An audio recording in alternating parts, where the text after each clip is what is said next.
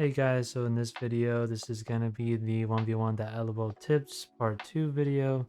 So we're actually going to be going over the zone scrims tips for today. So I'm just going to be going over a couple of things, some things that I've noticed a lot of players, like a lot of errors that players make in zone scrims when I host them.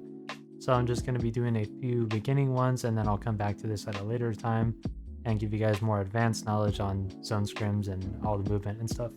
So without further ado, here's today's comment shout out. I hope you guys enjoy this video, and I'll see you guys in the next one. Alrighty guys, so the very first thing that I usually notice at the start of everybody's game is no one really properly tries to box or try to move forward or rotate with the zone with the first 10 seconds of the game, because usually a lot of servers don't allow you to attack for the first 5 to 10 seconds. You really should be using this time to tunnel out, kind of like how I did right here.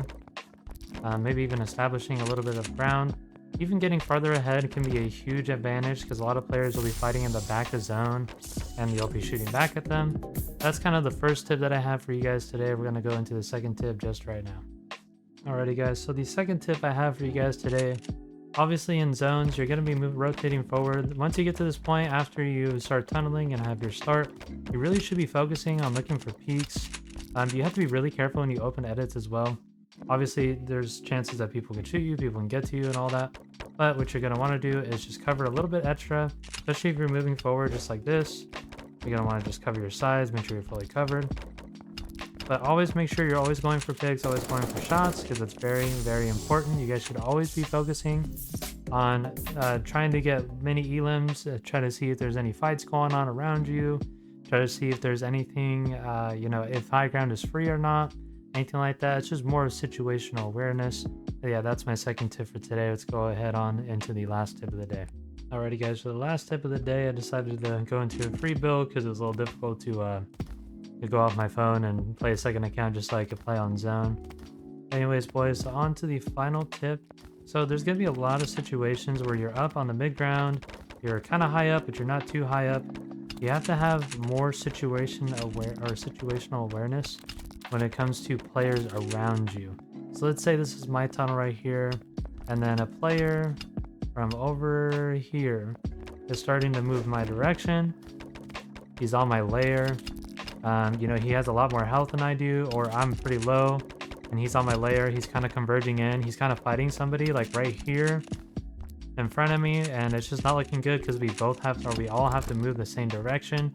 One thing you guys can very easily do, it's a very easy fix to this, is you're going to want to drop down a layer. If you look around and you still think you're a little too surrounded, you can continue to drop, or you can even go up a layer. It's not recommended to really go upwards if you're already getting pressured from high ground and you know that you're not confident enough to keep up the certain level that you're on at the moment. So obviously dropping layers and going up layers, or even just switching side to side, trying to get away from people, controlling that layer. Now there are instances where you can choose to fight off of that layer. And obviously if you see someone on your wall right here, this is clearly your wall and they're here, you're going to want to take a sneak shot on them. Just close quick so they can't get a shot back on you, and then just box them up and fight them like that.